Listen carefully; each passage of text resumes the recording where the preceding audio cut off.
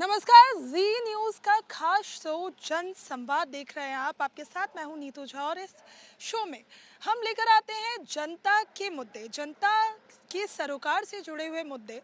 अब तक हमने आपको दिल्ली शहर के कई हिस्से दिखाए, हमने आपको एनसीआर के भी हिस्से दिखाए, वहाँ जनता के क्या मुद्दे हैं उससे आपको रूबरू करवाया। लेकिन आज हम दिल्ली के ग्रामीण क्षेत्र आ गए हैं। ग्रामीण क्षेत्र भी ऐसा जो दिल्ली के सबसे बड़े ग्रामीण इलाकों में से एक है, यानी नजफगढ़ का गांव। नजफगढ़ के गांव में मेरी मौजूदगी है इस वक्त और यहाँ पर जनता के क्या मुद्दे हैं, कई सालों से क्या चल रहा है मन में। अब जब सत्ता पलटी है तो क्या जनता के सरोकार के काम हो रहे हैं या अभी भी ग्रामीण इलाके जो है वहाँ विकास थोड़ा रुका हुआ है, थमा हुआ है, ये हम यहाँ के लोगों से ही समझेंगे। पूरी चौपाल अभी आप देख रहे होंगे, एक बार तस्वीरों में भी देखिए, पूरी चौपाल लग चुकी है। साथ में ग्रामीण जो है वो भी यहाँ मेरे साथ मौजूद हैं। और बात जब दिल्ली के गांव की करते हैं तो यहाँ के गांव गांव नहीं रहते। मैं आपसे शुरू करूँगी, जब हम दिल्ली के गांव की बात करते हैं और जो दिल्ली से कुछ किलोमीटर दूर दूसरे गांव होते हैं, थोड़ा अंतर हम देखते हैं क्योंकि ये राजधानी है। राजधानी के गांव और दिल्ली से 1000 किलोमीटर अगर दूर कोई गांव है, कितना अंतर है? मैडम, अंतर तो काफ़ी है।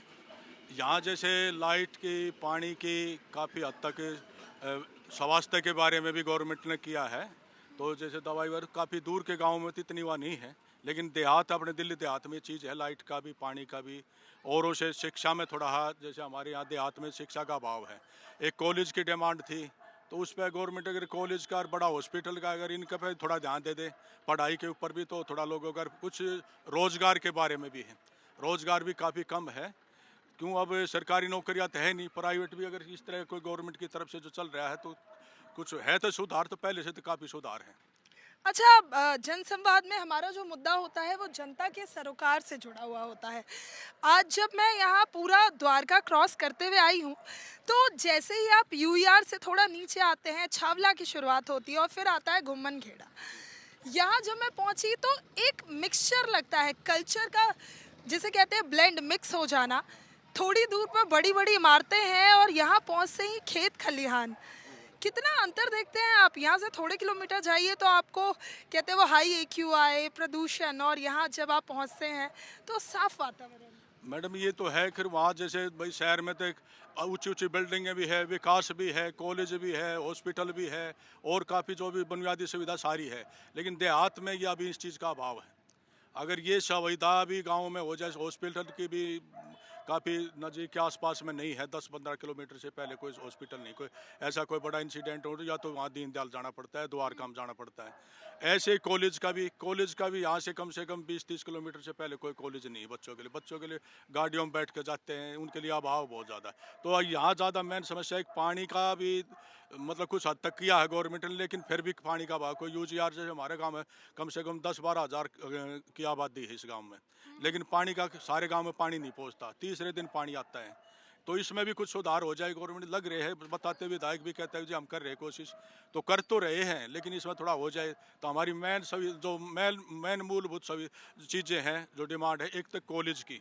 अगर यहाँ आसपास के कॉलेज हो, हमारे गांव में भी ज़मीन है कॉलेज की, ग्राम सभा की, अगर ये यहाँ कॉलेज हो जाए, एक हॉस्पिटल, आसपास हॉस्पिटल नहीं है, और एक शिक्षा, ये 3-4 है ये। और एक रोडों की भी काफ़ी समस्या, पानी की 4-5 समस्या है, बाकी तो ठीक है। और वहाँ से तो, और आज यहाँ से 1000 किलोमीटर या 500 किलोमीटर उनसे तो बहुत ज़्यादा बढ़िया है, बेटर है। राजधानी दिल्ली में इस वक्त अभी हम बैठे हुए हैं। सरकार बदल गई है, नई सरकार आ गई, 1 साल एनिवर्सरी भी मना लिया आपने। सरकार की एनिवर्सरी तो मन गई, यहाँ पर क्या कुछ बदला है? ये नई सरकार तो भट्ठा भट्ठावेगी, जमींदारियन कति मार के घेरेगी। या नई सरकार जो बनी है या जमींदारियन कति खत्म कर देगी। जमींदारों के ऐसे क्या मुद्दे हैं जो खत्म होते जा रहे हैं? ये सारे मुद्दे हैं, रोड नहीं, पानी की समस्या, ये सारी समस्या साढ़े। और फायदा के साढ़े, कॉलेज नहीं, स्कूल नहीं, डिस्पेंसरी नहीं, ये समस्या थोड़ी है। ये समस्या तो बहुत सही समस्या कर देंगे तो फिर बढ़िया काम। सबसे नजदीकी बड़ा अस्पताल कौन सा है? सैनाड़े तो जफरपुर से, जफरपुर जाओ, आड़े तो 2-3 गाड़ी बदलो, बूढ़े लोग पैदल जाओ, ये समस्या थोड़ी है। नजोगढ़ जाओ, ये द्वारका जाओ, फिर नजीक तो कोई सुविधाएं नहीं है। और होनी चाहिए सुविधा। सबसे बड़ा स्कूल और सबसे बड़ा कॉलेज कौन सा है आसपास? आड़े से है ना 10-20 कोस में के तो द्वारका जाओ के दिल्ली जाओ उड़े आड़े से आड़े कॉलेज करे से कॉलेज कोना कैर में से इतनी दूर कौन जाएगा। लड़कियों का वो भी लड़कियां का नहीं है, लड़कियां का भी होना चाहिए के धोला कुआ जाओ। ठीक आड़े तो सुविधा नहीं है इतनी। यानी सुविधाओं की समस्या तो है यहाँ पर। एक सवाल आपसे भी, इस गांव के इतिहास के बारे में ये भी बताया जाता है कि गांव कुछ ऐसा स्ट्रक्चर बना हुआ है कि कुछ जगह जो है ऊंचाई पे है और कुछ जगह नीचे है। पानी आने की भी बड़ी दिक्कत होती है, जो ऊंचा हिस्सा है वहाँ पानी कम आता है। जी उधर पाइप ऊपर थे गए इसलिए उधर नहीं पहुंच पाता था, लेवल कम है उधर। तो आधे गांव में पानी आता है, आधे में नहीं आता है, इसलिए बूस्टर तो लगे थे लेकिन अभी वो काम करते हैं या नहीं करते हैं ठीक से, उनका कोई वो नहीं। अच्छा, सरकार का कहना था कि जब दिल्ली के शहरी इलाकों में इतना बदलाव हो रहा है तो ग्रामीण क्षेत्रों को भी कुछ ऐसा बनाया जाए, कुछ इस तरह तैयार किया जाए कि दिल्ली का ग्रामीण क्षेत्र जो है अपनी पहचान को भी ना खोए और विकास वहाँ पर पूरा हो। विकास तो जी जैसे सलकर लेट वगैरह नहीं बढ़ रहे इधर के, कुछ पहले के ही है वही है, तो उससे भी काफ़ी आदमी को वो है, रेट बढ़ने चाहिए इनके। गवर्नमेंट तो बोल रही है कि बढ़ेंगे, लेकिन वे बढ़ेंगे कब, ये भी है। पानी का है, पानी अभी इधर ही लीकेज अभी तो नहीं हो रहा है, वो आधा पानी इधर ही निकलता रहता है। 3-4 महीने हो गए इधर से पानी ये पूरा इधर तक जाता बह के। तो मूलभूत क्या मुद्दे हैं? जो बेसिक मुद्दे होते हैं वो क्या है? वैसे मुद्दे तो पानी बिजली यही है और क्या है, बस। लाइट आ रही है, लाइट आ रही है जी, पानी आ रहा है, अब पानी आ रहा है इतना तो, एक दिन के बाद एक दिन आता है पानी। साफ पानी आता है। हाँ ठीक आता है पानी तो। परवेश वर्मा कभी आए? यहीं के सांसद थे, मिलने जुलने आए, अब दिल्ली सरकार में मंत्री हैं। अभी तो नहीं आया जी, मंत्री बनने के बाद नहीं आया अभी। वैसे वहाँ आए थे नजफगढ़ द्वारका वगैरह वहाँ आए थे, वैसे एक बार उद्घाटन किया था एक छोटा सा, उस पर आए थे। वैसे कोई समस्या ज़्यादा। आप इसी गांव के हैं, गुम्मनहेड़ा के? घुमनेड़ा यहीं जन्म हुआ। कितना बदलाव देखा आपने सालों से? क्योंकि देखिए, जब हम अभी लोग इस शो को देख रहे हैं, सुन रहे हैं, जब वो राजधानी दिल्ली के बारे में इमेजिन करते हैं, मैं भी अगर खुद करूं तो हमारे दिमाग में सिर्फ ऊंची इमारतें, मेट्रो और बड़ा बड़ा इंफ्रास्ट्रक्चर आता है। लेकिन गांव शायद बहुत कम ही लोग सोच भी पाते होंगे कि अच्छा, राजधानी में गांव भी है। लेकिन नजफगढ़ खुद ही इतना बड़ा फैला हुआ है कि मुझे लगता है दिल्ली के आधे गाँव तो यहीं बसे होंगे। आधे गाँव यही। सबसे समस्या क्या है कि यहाँ के जो है रोडों का विकास ठीक ढंग से नहीं है, जाम लगा रहता है, इसलिए यहाँ को विकास नहीं हो रहा है। दूसरी बात है यहाँ का कोई नेता नहीं है जो यहाँ का कोई विकास करे, सब दूर के लोग हैं, इसलिए यहाँ के बारे में कुछ सोचता नहीं है। पानी आता है तो वो एक दिन छोड़ के एक दिन आता है, कुछ हिस्से में पानी आता है जो नीचे जो मकानों में आ जाता है, क्योंकि वाटर लेवल लेकर के पाइपलाइन। हाँ, ये नीचे ऊंचे वाली कहानी को भी थोड़ा जो ना वो पाइपलाइन डली नहीं है, इस वजह से है सारा। हाँ जी, फिर उसके लिए जो ना वो रात को 8 बजे के बाद पानी छोड़ते हैं, 1-1.5 घंटे पानी छोड़ते हैं, किसी को मिलता है किसी को नहीं मिलता है, सबको पानी नहीं मिलता है। पानी सबसे तो जिन लोगों को नहीं मिलता वो क्या कर रहे हैं? वो अपना टैंकर मंगाते हैं या वैसे ही अपना जो पानी बेचने वाले हैं कैंपर वगैरह, उनसे पानी लेते हैं। यानी एक समस्या तो इसे कहें या एक मुद्दा कहें जो जनता का है, वो ये है कि पानी थोड़ा कम आता है। गुम्मनहेड़ा के लिए कहा भी जाता है कि यहाँ पर ऊंच नीच जैसी बनावट है और इस वजह से जो लोग ऊंचाई पर रह रहे हैं वहाँ पानी नहीं आता। सबसे पहले तो ये बताइए कि दिल्ली को छोड़कर अगर देश के दूसरे भी गांवों में देखें तो समस्याएं लगभग ये एक जैसी ही होती है। इंफ्रास्ट्रक्चर, कॉलेज, स्कूल, हॉस्पिटल और एक पानी की समस्या। लेकिन राजधानी होने की वजह से मुझे लगता है यहाँ पानी की समस्या ज़्यादा होती है, क्योंकि बाकी गांव में पानी तो लोगों को मिल ही जाता है। नहीं, पूरे एरिया में ही है पानी की समस्या। तो इन जितने भी गांव है ना, 8-10 गांव हमारे, इनमें सभी में है समस्या। अब दोराड़ा ले लो, उसमें टैंकर से ही पानी जाता है, हौद बना रखा है, वो टैंकर पानी हौद में डालते हैं, वहाँ से मोटर खींचती है। पानी की समस्या तो है ही इन सभी गाँवों में। और ये है, काम सरकार कर भी रही है, हो भी रहे हैं, ऐसी बात नहीं। हमारे यहाँ प्राइमरी स्कूल बना है, अभी प्रवेश वर्मा जी उसका उद्घाटन करके गए थे, बहुत जल्दी बन गया, 2 ही साल के अंदर तैयार होने वाली बिल्डिंग अगले 1-2 महीने में उसमें बच्चे शुरू हो जाएंगे पढ़ने। और यहाँ जो हमारी डिस्पेंसरी है उसके लिए हमने एक डेंटल का भी आ गया है, उसमें आयुष के एक मैंने आयुष्मान आरोग्य मंदिर भी देखा आते वक्त, चल रहा है? नहीं, आयुष से वो तो बंद कर दिया क्योंकि उसके साथ में डिस्पेंसरी थी। अब सरकार ने ये देखा कि भाई वहीं वो है मोहल्ला क्लिनिक, वहीं डिस्पेंसरी है, तो उसका फ़ायदा क्या है, वो उठा के दूसरी जगह दी है। हमने सुझाव दिए थे या तो भैया यहाँ कर दो हमारे यहाँ, या फिर जिस गांव में नहीं है, जैसे खाउद गांव है उसमें बिल्कुल है ही नहीं, तो मोहल्ला क्लिनिक वहाँ खोला जाए, यहाँ डिस्पेंसरी काम चल जाएगा। दोनों की क्या ज़रूरत है? वैसे डॉक्टर हैं, आए हैं, डॉक्टर भी बढ़े हैं, तो हमने अभी बोला भी था, वो आए थे हमारे एमएलए जी कि हाँ यहाँ आइस का भी डॉक्टर होना चाहिए, स्किन का भी बैठना चाहिए थोड़ा बहुत, क्योंकि वो पोलो क्लिनिक टाइप है। तो एक प्रसूति केंद्र के लिए बिल्डिंग बनी थी, वो हमारा बेड ना हमारा स्टाफ आया। हमने एमपी को भी बोल चुके हैं, एमएलए को भी बोल। अच्छा, कुछ अच्छी चीज़ें भी मैं देख रही हूँ, उस पर भी बात करनी होगी। जैसे यूईआर बना है, गुरुग्राम बहुत नज़दीक हो गया है। अब यहाँ से किसी को अगर गुड़गांव जाना हो और कोई गांव का नया बच्चा जिसकी नौकरी गुरुग्राम में लगती है, तो उसे बहुत ज़्यादा दिक्कत नहीं होगी, बहुत नज़दीक हो गया सब कुछ। हाईवे बनने से कितना फ़ायदा? हाईवे से तो फायदा ही है, हाईवे से तो फायदा है। हाईवे से जाने में समय कम लगता है, वो हाईवे के तो फायदे हैं, ये ऐसी बात नहीं है, उसके भी हम फायदे उठा रहे, सभी उठा रहे। गांव के ऐसी जितने भी गांव लगते हैं, आना जाना तो सभी बच्चों का जो भाई सर्विस करते हैं या वैसे अपने बिजनेस पर्पज पे जाते हैं या स्कूल में जाते हैं, तो उनका फ़ायदा तो है, ऐसी बात नहीं। पहले जब नजफगढ़ की बात होती थी तो अच्छा, इमेज कितनी बदली है? एक सवाल आखिरी आपसे और लूंगी, क्योंकि अब हम देख रहे हैं कि धीरे धीरे थोड़ा सा लोगों के माइंडसेट में बदलाव आया है। पहले नजफगढ़ की बात होती थी तो सिर्फ गांव ही लोग सोच पाते थे, लेकिन अब आप अगर नजफगढ़ आते हैं तो आपको कुछ ही दूरी पर दुकानें दिखेंगी, हाईटेक मैं देख रही हूँ बिल्डिंग्स बनने लगी हैं, सड़कें भी अब धीरे धीरे बन रही हैं, और सबसे बड़ी बात, सबसे नज़दीक में जो एनसीआर का सबसे हाईटेक शहर है गुरुग्राम, वो है। कितना बदलाव आया है नजफगढ़ की इमेज में? बहुत ज़्यादा, इसमें तो बहुत ज़्यादा बदलाव आया। ये जो गांव में भी बहुत ही इस तरह के, शहर से भी लोग जाते हैं तो शहर से कुछ कुछ सीख के आते हैं। गांव में जैसे दुकानें खुली हैं, मार्केट खुली हैं, और भाई हर चीज़ में वो है, हर चीज़ अवेलेबल होने लगी है गांव में। इस चीज़ का बड़ा फ़ायदा हुआ है।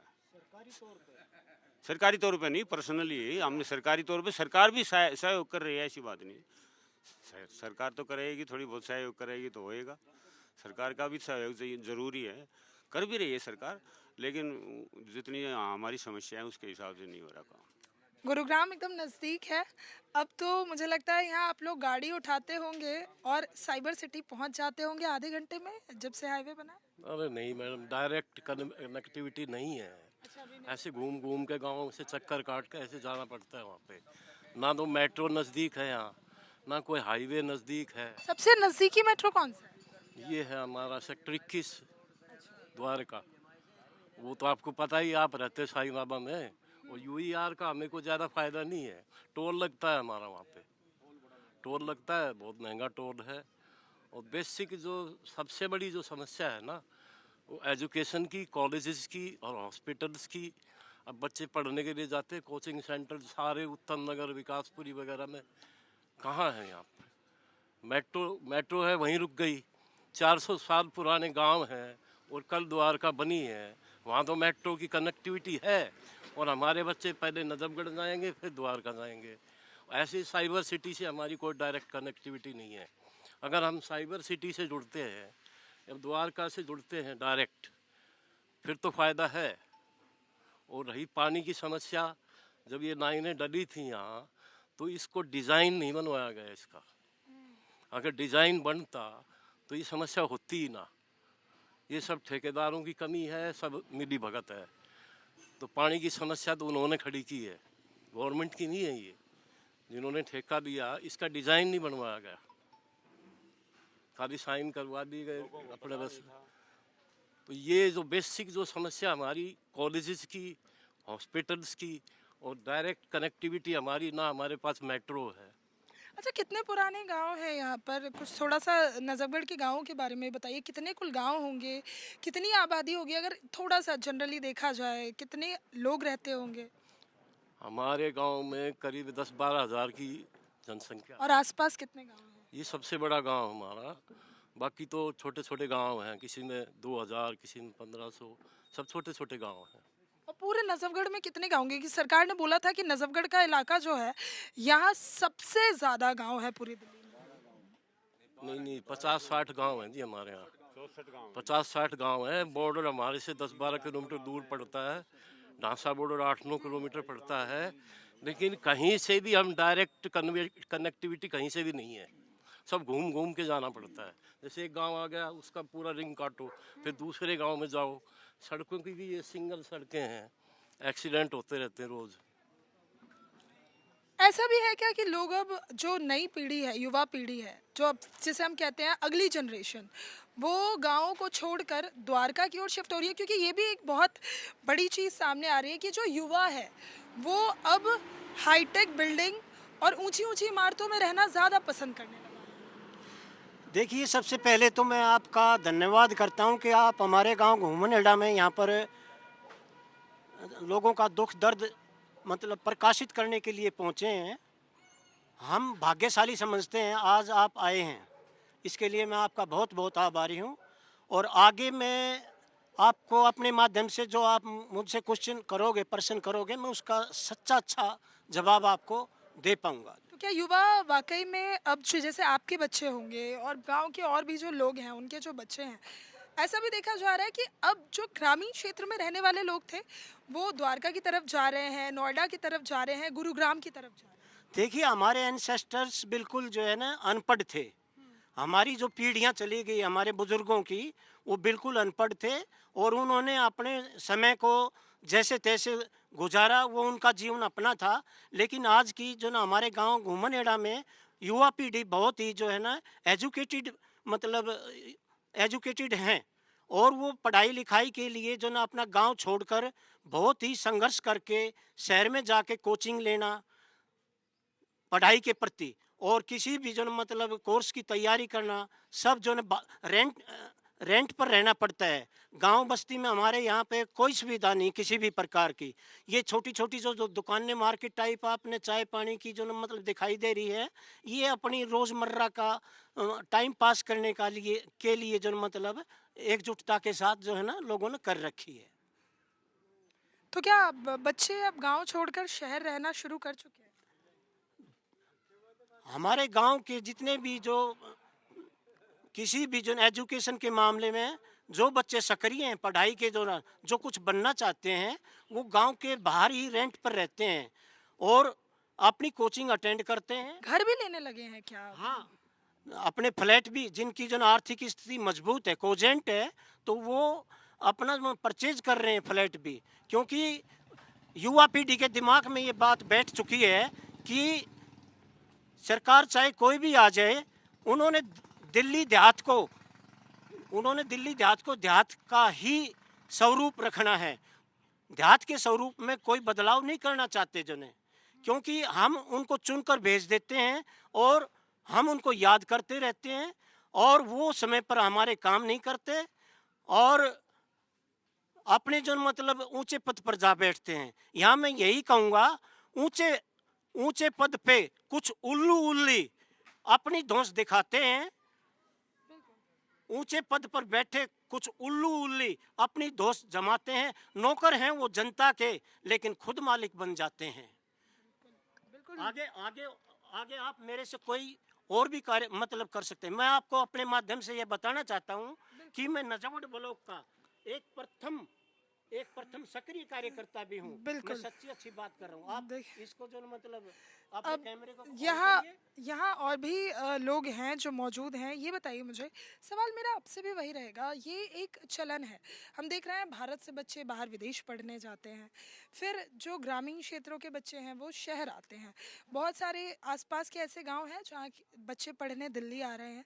तो क्या दिल्ली में रहने वाले जो ग्रामीण क्षेत्रों के बच्चे हैं वो भी अब शहरीकरण के प्रभाव से द्वारका और बाकी जो नोएडा गुरुग्राम के फ्लैट्स हैं वहाँ रह रहे हैं, क्योंकि वहाँ सुविधाएं शायद यहाँ से ज़्यादा?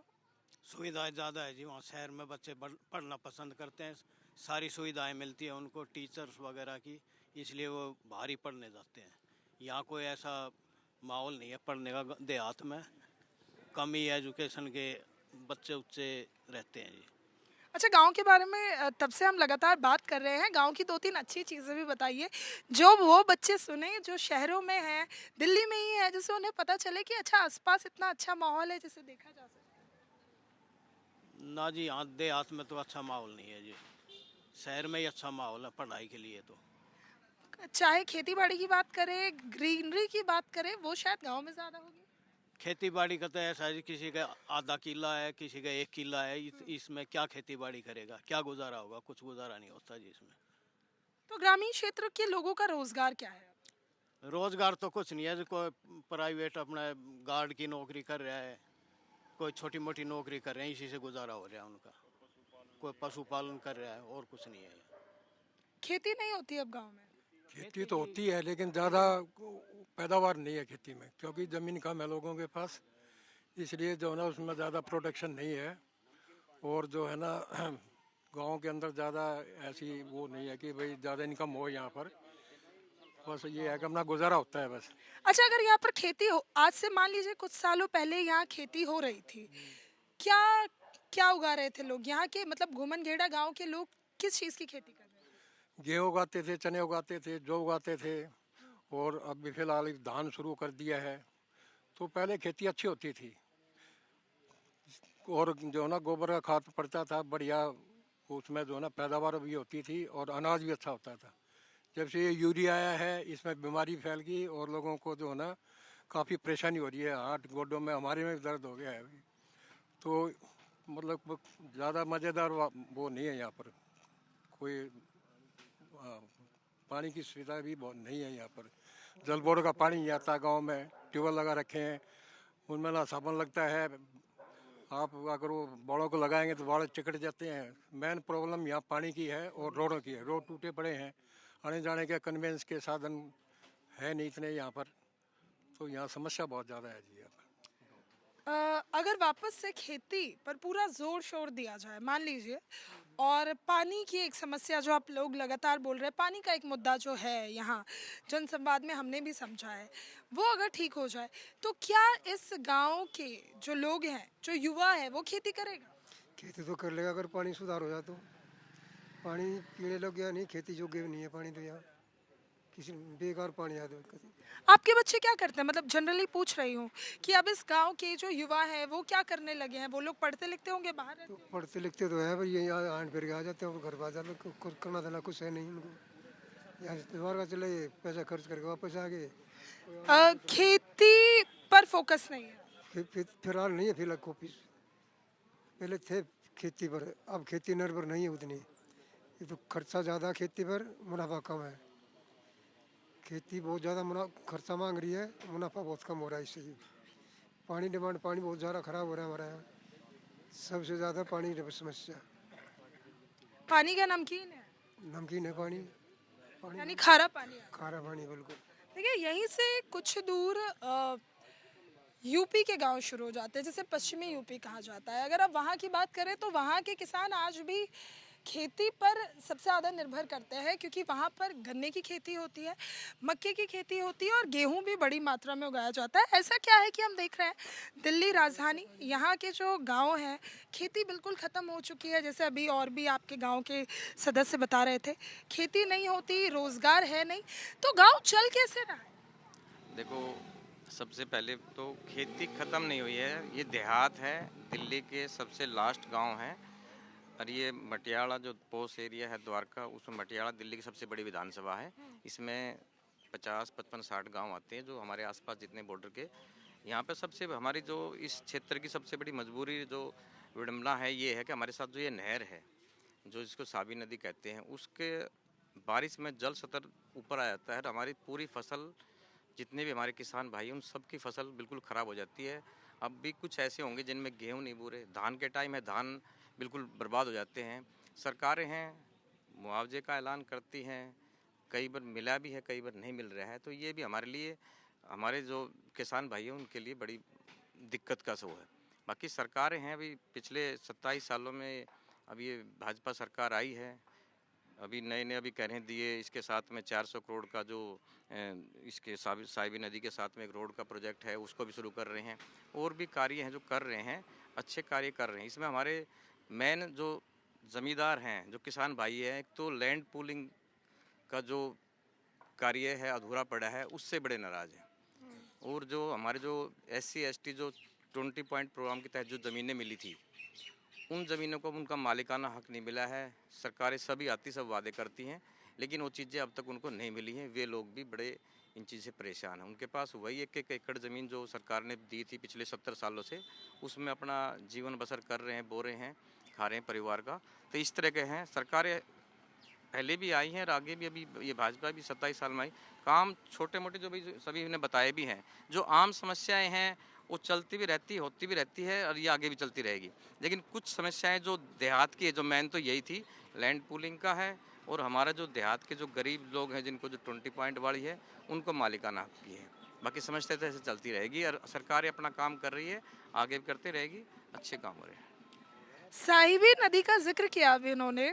मुझे लगता है बहुत कम लोग होंगे दिल्ली में ऐसे जिन्हें पता होगा कि ये नजफगढ़ नाला नहीं है, अस्तित्व साहिबी नदी से शुरू हुआ था। सोचिए ज़रा, आज से 100 साल पहले दिल्ली कैसे दिखती होगी जब एक साफ साहिबी नदी पूरी दिल्ली में बहती होगी। और अब सरकार कह रही है साहिबी को उसका अस्तित्व दिलाना है। साहिबी अगर साफ हो जाती है तो कितना असर होगा दिल्ली में? एक तो मैं आपका और आपके चैनल का धन्यवाद करूंगा। आप रूरल एरिया में इंटरव्यू लेने के लिए आए। सरकारें, जैसे भाई साहब ने बोला, सरकारें तो आएगी और जाएगी। सरकार तो जनता से है सरकार तो। और आपने प्रश्न पूछा साहिबी नदी का। हमारे बुजुर्गों के टाइम में ये नदी आती थी, जहाँ आप इंटरव्यू ले रहे हैं ना, यहाँ 6-6 फुट पानी होता था।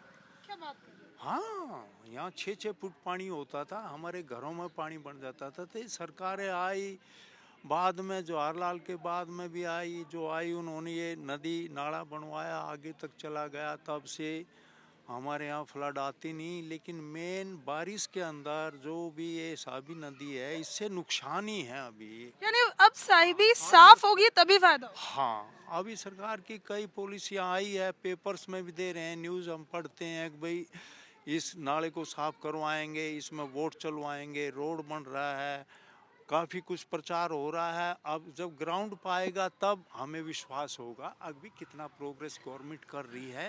दूसरा एक चीज़, गाँवों के अंदर, खासकर इस घुमानेड़ा गांव में कोई पार्क अच्छा नहीं है।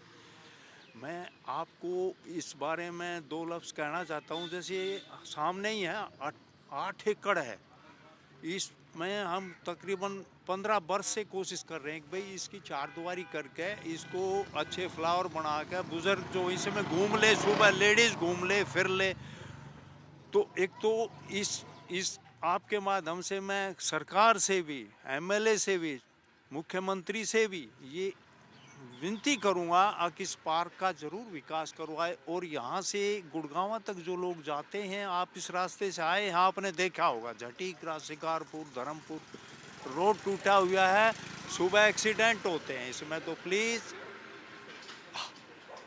इसका विकास करवाइए।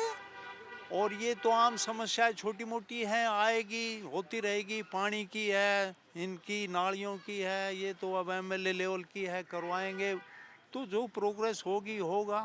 अभी कई तरह के गवर्नमेंट पेपर्स में एडवर्टाइजमेंट दे रही है, हम ये करवा रहे हैं, ये करवाएंगे। जैसे लैंड पुलिंग है, इस पानी के लिए भी बोला था हमें, और ऑर्गेनिक के लिए भी सरकार कोशिश कर रही है। बिजली के बारे में भी ये कह रहे हैं वो टावर लगवाइए, कुछ बचत होगी। तो कृपा इसमें तो यही है कि भाई जितनी भी ये नदियाँ, जब तक ये साफ नहीं होगा ना ड्रेन, किसानों की, फार्मर्स को नुकसान ही नुकसान। साहिबी नदी का अब जब जिक्र हो गया है तो इधर से एक सवाल आपसे फिर से लेना चाहूँगी मैं। मुझे ये बताइए, यमुना सफाई एक बड़ा मुद्दा है दिल्ली में, और यमुना को अब साफ भी किया जा रहा है, लगातार ये दावे वादे भी किए जा रहे हैं। कितनी साफ आ रही है नज़र साहिबी नदी? नज़र आने लगी है साफ सफाई? अभी मैडम साफ सफाई तो नहीं है, सारा इधर का राजस्थान तक का पानी आता था पहले बरसात का, तो उससे साफ हो जाती थी। अब ये ज़्यादातर गुड़गांव का पानी है, इनका गुड़गांव की कॉलोनिया का तो गंदा पानी, केमिकल का फैक्ट्रियों का है। पहले बरसात का पानी आता था उससे साफ हो जाता जमुना में। अब सारा केमिकल आता है इधर से, गुड़गांव फैक्ट्रियों का, सोना से इधर से सारा इधर से ही आता है। अच्छा, क्या गाँव में भी एक मैडम, अब ये जो सरकार ने जो सीएम श्री जो स्कूलों को दिया है, 60-70 कितने स्कूल खोले हैं, सारे दिल्ली में देहात में एक भी स्कूल को सीएम श्री नहीं। हमारा जो स्कूल है गर्ल स्कूल, मतलब उसका रिजल्ट जो है ना 2nd नंबर पे है दिल्ली के अंदर। 2nd हमारी जो यहाँ की बेटियाँ हैं, दो बेटी तो हमारी इसरो में भी इंटरव्यू दे के आई है। हमारे को वो सीएम श्री का नहीं मिला स्कूल में। तो शिक्षा को हमारे अगर जो यहाँ कुछ भी बढ़ावा नहीं मिलेगा शिक्षा, तो लोग फिर शहर की तरफ भागेंगे। अच्छा, प्रदूषण जब बढ़ता है, दिल्ली में एक मुद्दा प्रदूषण का भी रहता है, AQI बढ़ गया, AQI बढ़ गया, इन इलाकों का AQI कितना होगा? इनका इतना नहीं बढ़ता। यहाँ ग्रामीण क्षेत्र हैं, यहाँ हरियाली है, खेती बाड़ी होते ही, यहाँ प्रदूषण की ज़्यादा समस्या नहीं है। गाँव प्रदूषण की समस्या नहीं है, ट्रैफिक भी मुझे लगता है यहाँ पर ट्रैफिक की भी समस्या। नहीं, ट्रैफिक तो फुल है, ट्रैफिक की कोई समस्या नहीं। बस यहाँ डिपो गाँव में बहुत है, रात के 11-12 बजे तक 1 बजे तक चलती है। फिर यमुना साफ लग रही है या पोस्टर्स में? पोस्टर में ही है मैडम, अभी तक तो कहीं सफाई है नहीं। अलग से हर बार बजट आता है इसका यमुना का। पहले गंगा का भी मंत्रालय बनाया था ना, गंगा भी वैसी की वैसी जैसी थी। ये सिर्फ वो क्या कहते हैं उसको, घोषणाएं बहुत ज़्यादा होती है, काम नहीं होता है। अब हमारे स्कूलों को आप देखो, गवर्नमेंट के स्कूल हैं, इतना निचले स्तर के यहाँ स्कूल हैं कि सब बच्चे शहर की तरफ भागते हैं। ये नहीं कि यहाँ एजुकेशन नहीं है, हमारे गांव से भी लोग कनाडा, अमेरिका वगैरह में शिफ्टेड है पूरे के पूरे परिवार, लेकिन वो उनके पर्सनल एफर्ट्स हैं, वो बाहर गए, पढ़े। अब 3 घंटे आप बस से जाओ, 3 घंटे में आप आओ ट्यूशन पढ़ के, तो आप कितना अच्छा महसूस करोगे? आप सोचो कितना आप रिलैक्स कर पाओगे। बच्चों को समय नहीं मिलता। जनसंवाद में जनता के मुद्दों को समझने हम पहुंचते हैं। एक सवाल आपसे भी, क्योंकि नजफगढ़ इलाके के बहुत सारे ऐसे गांव हैं जहां से बहुत खिलाड़ी भी निकले हैं। वीरेंद्र सहवाग भी नजफगढ़ के ही हैं, कई और भी खिलाड़ी हैं, बादशाह है, बॉक्सिंग की करे या फिर हम कुश्ती की करें। इतना कुछ होने के बाद गर्व कितना महसूस है? बहुत ही गर्व है जी। हमारे यहाँ वो था साहब सिंह वर्मा जी ने, इसका सहवाग का बड़ा अच्छा वो हुआ। और हमारे जो अब तो जोजड़ी का भी खिलाड़ी है क्रिकेट में, खेरे का भी है, बड़ा अच्छा महसूस होता है। मैं देख रही हूँ काफ़ी सारी एकेडमीज भी बन चुकी हैं इन इलाकों में। हमारे यहाँ पे ना इस गांव की सबसे बड़ी खासियत क्या है, ये गांव अगर स्पोर्ट्स के नाम से अगर जाना जाता है ना, हमारे यहाँ पे 50 लड़के और लड़कियाँ ऐसे हैं जो स्पोर्ट्स से जो इंडिया भी खेल रहे हैं, इंडिया कप्तान भी रहे हैं। और यहाँ पे एक पूरे देहात में हमारे यहाँ पे एसओ ट्रफ का जो हॉकी का ग्राउंड है, स्कूल में है, गवर्नमेंट स्कूल में। तो यहाँ से बच्चे, आसपास देहात के जितने बच्चे हैं वो सभी यहाँ पे खेल के स्पोर्ट्स से, हॉकी से, मेन यहाँ का हमारा जो खेल है हॉकी है। और यहाँ से बच्चे 50 लड़के और लड़कियाँ आगे जाके गवर्नमेंट जॉब में, कोई रेलवे में है, कोई नेवी में है, इस तरह से। मेरा छोटा भाई भी नेवी में है, और भी यहाँ पे बहुत है यहाँ पे। तो यहाँ मेन तो खेल हॉकी का है, और उससे बच्चों को भी बड़ा रिफिल करते हैं। हॉकी में तो भारत अपना दमखम ओलंपिक तक दिखा रहा है, और इस गांव से जब इतने खिलाड़ी निकल रहे हैं, मुझे लगता है कुछ सालों में ये गांव हॉकी के नाम से फेमस हो जाएगा। हाँ, मशहूर हो जाएगा। है ग्राउंड है बना हुआ स्कूल के अंदर, घुमनेड़ापल्ली साइड में। हाँ, तो बहुत सारे बच्चे यहीं के खेलते हैं, सारी हॉकी खेलते हैं। बच्चे तो गांव के निकले हुए हैं सब अच्छे। हम 50 बच्चे रेलवे में भी लगे हुए हैं, अच्छी अच्छी पोस्टों पे लगे हुए हैं हॉकी के खिलाड़ी। देखिए, आप लोगों ने तब से मुद्दे गिनवाए, लेकिन जो सबसे अच्छी बात थी वो सबसे एंड में बचा के रखा कि ये गांव हॉकी के लिए फेमस। देखो मैडम, ऐसा है, मैंने बताई थी मैंने कि ये तो ट्रैक यहाँ घूमने गाँव में है, इसके बाद दिल्ली है, बहुत सकड़ कोटा मैदान में ही वहीं पे है। ऐसा मैदान कहीं भी नहीं है अपने पूरी देहात में, और यहीं से बच्चे से ज़्यादा निकले हैं। जितना हमें यहाँ स्पोर्ट्स दोगे, ग्राउंड दोगे हमसे खेलने के लिए, उतने बच्चे यहाँ से बाहर निकलेंगे, एजुकेशन मिलेगी, स्पोर्ट मिलेगा, वो है। लड़कियों का पार्टिसिपेशन भी बराबर होता है यहाँ पे, कोई दिक्कत नहीं होती उसमें कोई भी। लड़की लड़के दोनों बराबर हमारे यहाँ पे, सब बच्चे खेलते हैं यहाँ पे, अपने नेशनल खेल रहे हैं, इंटरनेशनल खेलने की कोशिश कर रहे हैं, जॉब भी कर रहे हैं। इनके थ्रू जॉब भी मिल जाती है, रेलवे में, आर्मी में, या और दूसरे डिपार्टमेंट में भी मिलती है। ऐसी बात नहीं है, जो सपोर्ट मिलती है वहाँ मिलती है उसको। बाकी वो नेक्स्ट बताओ कुछ हो। अच्छा, एक सवाल, दिल्ली सरकार ने बोला है कि अब जब दिल्ली का कोई खिलाड़ी ओलंपिक में गोल्ड लेकर आएगा और वो दिल्ली का होगा, दिल्ली से खेला हुआ होगा, तो जो इनाम है पहले 1-2 करोड़ रुपए दिए जाते थे, अब वो बढ़ा के 7 करोड़ कर दिए हैं।